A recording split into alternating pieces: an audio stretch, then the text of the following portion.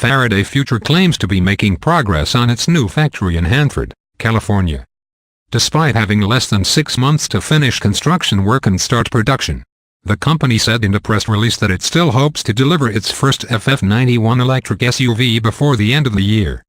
Initial work at the site began in March, but Faraday has now named a general contractor San Fernando, California, for Bernards for the 1 million square foot factory. The first batch of production equipment has also been installed and tested, Faraday said. Faraday initially planned to build a brand new factory in North Las Vegas, Nevada, receiving a healthy incentives package from the state government. But work on the Nevada factory quickly ground to a flat amid reports of financial issues with Faraday's patron, Chinese billionaire Jia Yuting, and his eco-tech company.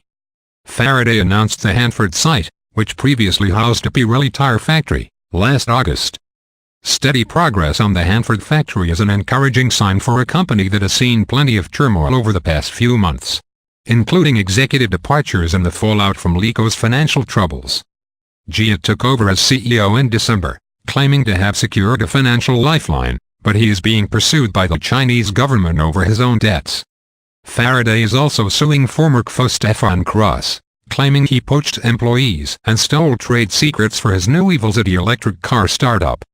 Evolzity denies these claims and has said it plans to launch its first electric car in 2021.